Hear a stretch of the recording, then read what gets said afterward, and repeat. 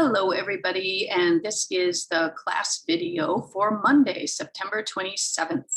I am happy to introduce to you Unit 2. We are now moving into Unit 2 of our class. And as I explained in earlier class videos, every unit is built around a major assignment that is due at the end of that unit. And the major assignment for Unit 2 is the exploratory essay. So we're going to talk about that essay a little bit in the class today. And we're also going to look at some of the exercises that we're going to be doing to practice skills for that essay and talk a little bit about the theme of the content that we're going to be writing about. You've already experienced a little bit of it from the discussion board post that was due last Friday. Speaking of which, if you have not yet submitted your discussion board post, please do so. That was due Friday before midnight. So what I want to do now is I want to go into the screen sharing mode and show you everything that's new in the Unit 2 folder. These are things that were not there the last time that we, that we spoke. So I just want to get everybody all updated and make sure that everybody understands what Unit 2 is all about and what the exploratory essay is about. It won't be our last chance to talk about the exploratory essay. Don't worry about that. I'm going to be talking about it in every class video from now until it's due. So this is, not anything to panic about. So I'm going to go into screen sharing mode. And here is our class on Blackboard. We're going to go into content, into the Unit 2 folder. And now that you are all there, the Unit 2 folder, I'll show you what's new there. So we have already read a few of the articles in the theme bank for Unit 2. So I'm calling it the theme bank because, it's a bank of articles, a collection of articles that all follow around a theme. So some of you have commented very articulately in the discussion board post about these 3 articles. And I'm just going to shape up my view here a little bit. So that's great because you've already done some of the reading for the unit. So start thinking about these articles as possible articles that you can use in your exploratory essay, because we will be using 2 in-class article sources to write about in the exploratory essay. So start thinking in terms of, do I like this article? Do I want to write about this article? Do I like the subject of this article? Do I want to explore it further?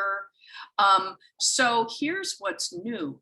We have a new article here that I am asking everybody to read today. So please read this article for class, Monday, September 27th. It will be used in citation exercise 1. So these articles are now serving sort of a dual purpose.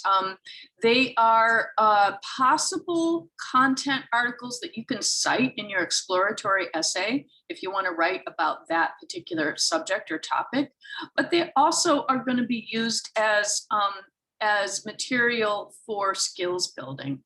So you can see here that citations exercise 1 is right here. So let's just click on that, and we're going to talk about that exercise. So citations exercise 1. All right, so what we're doing in citation exercise 1 is for Unit 2, we're going to be working with sources, and we need to know how to cite those sources correctly.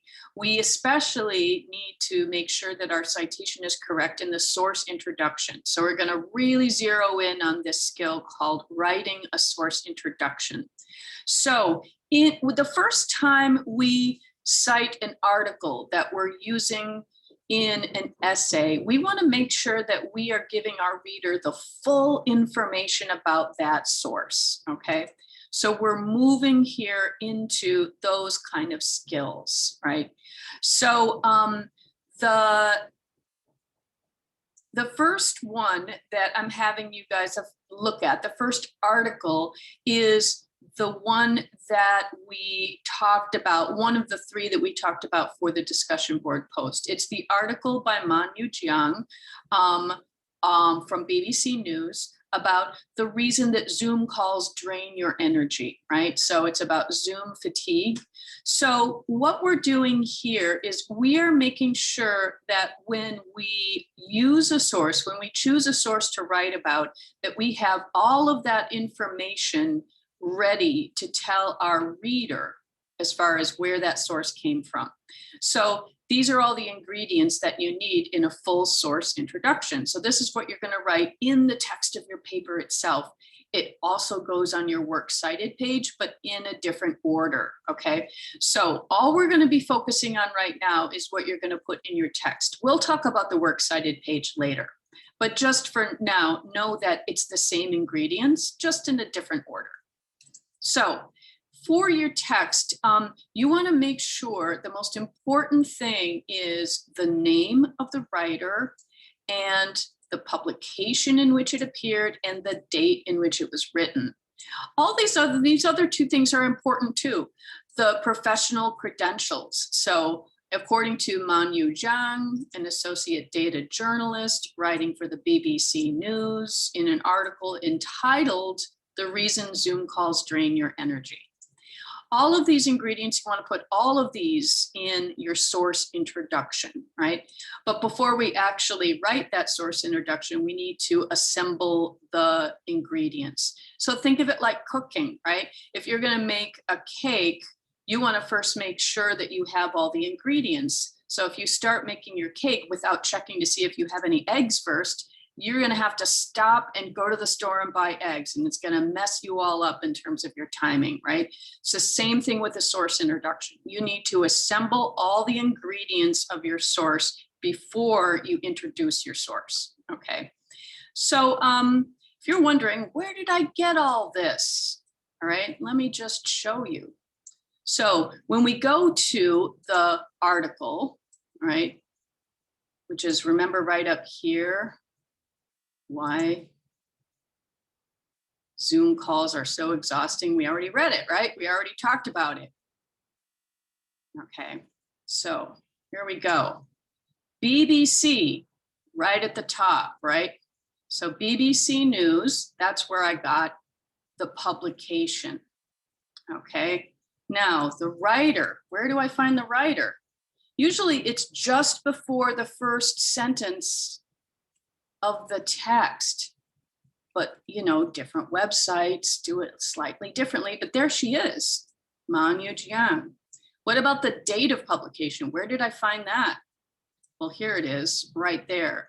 So usually you're going to find all this at the top of the article before you even get to the part where you start reading the content, right? So you're going to check up here in the headings, right, to find your source. You can click on the source, BBC, and you can get information about that, about what is BBC. It's the British Broadcasting Company, right? It's been around for way before any of us were born.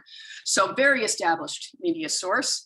And here are our article's author and the date of publication. And here is the title of the article up here. The reason Zoom calls drain your energy, okay? So that's that. So I'm gonna jump out of that and show you guys then, right, what we're doing with it, okay? So we're separating out all of that information here.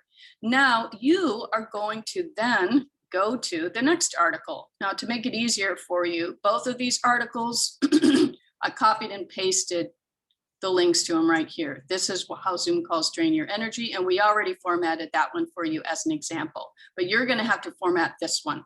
This is from what we are reading about for class today. So this is the new article that I just posted, the NBC News article, and it's about online learning and stress. It's about how online learning technology can actually add to your stress level.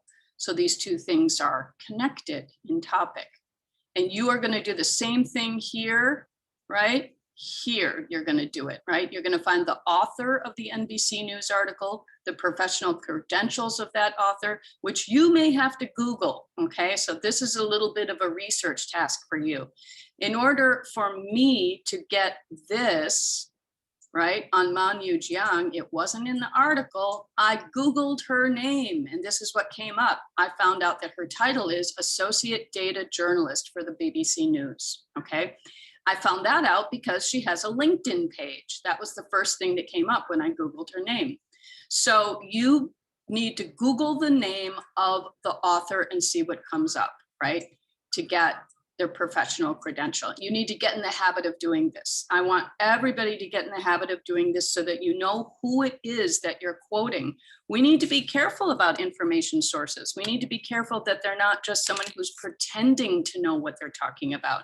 The internet is full of crazies, as you know, full of people who are pretending to be credible and aren't. So you need to start being careful and learn skills about how to do a little background check on all of your writers. So you're going to have to Google the title of the NBC News article right here, this one right here, and you're going to get the publication. Of course, you can tell even from the link. Sometimes it's easy. Sometimes the link itself will tell you NBC News. That's the easy part. And then the date of publication, when was that article posted, okay? And that's all you need to do for that part. Then step 2 is you need to write the source introduction. So for this, I have provided you guys a template, and it's called the according to template. So according to, then you're going to put the name and then the professional credentials. So this would be, for example, according to Minnich Jiang, Associate Data Journalist, who wrote in the article, How Zoom Calls Drain Your Energy, published in BBC News on April 22nd, 2020. And then you're going to give a quotation, and you get to choose the quotation. Anything from that article you want to quote, you're going to put it in quotation marks right after this. Now, this seems like a really long sentence, I know, but don't worry about it, right? You're allowed to have long sentences when it comes to a source introduction.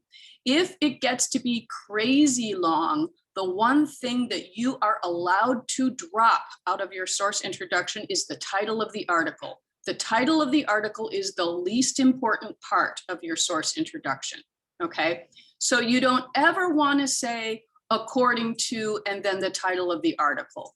And you don't ever want to say according to and then BBC News, right? So it's always according to the name of the person who wrote it, right? They're the ones who are ultimately responsible for what they said. They're ultimately responsible for their own words, not the publication, and certainly not the title of the article. Never say according to and then the title of the article. For one thing, in the age of the internet, titles change. Titles of articles change. So you can actually have an article whose title changed from one week to the next week because the website reformatted the information to put the most recent news up front. And in order to save bandwidth, they cut the title. So the title is a moving target. The title will change in the internet era. Not so much with print sources, but with the internet, it definitely does. So the title is the least important part of the source introduction. I want you guys to just remember that. Write it on a piece of paper and stick it to your computer, whatever you do to remember things.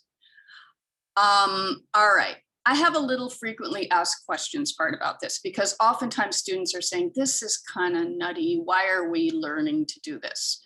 So frequently asked questions. One of them is, how do I find the professional credentials of my source writer? Answer is Google, right? The second question, why do we need to learn this, right? Because if you don't correctly cite your sources, you could be guilty of plagiarism, right? We're teaching you guys how not to get accused of plagiarism. In academic environments, you have to correctly cite your sources. And that's really, really important, not just in this class, but in every other class where you're going to write a paper. Now, why do it this way? And my answer to that is very practical. It's to make your life easier, right?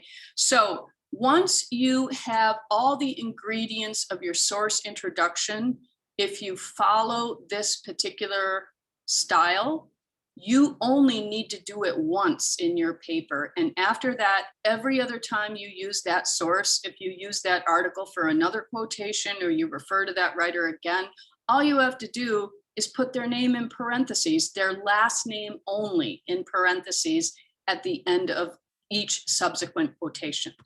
And then you've done your job, right? So it's not the only way to cite a source, but it's the easiest way to cite a source in your paper. So I'm giving you guys the easiest and most straightforward technique for making sure that you have a complete source introduction and nobody can accuse you of plagiarism. So that's the goal here. All right, so this exercise is due on Wednesday, so you got a little bit of time. I will refer to it again in the next video so you guys can be clear about it. If you have questions, please email me and email me between now and Wednesday so that I can address your questions in that video, okay?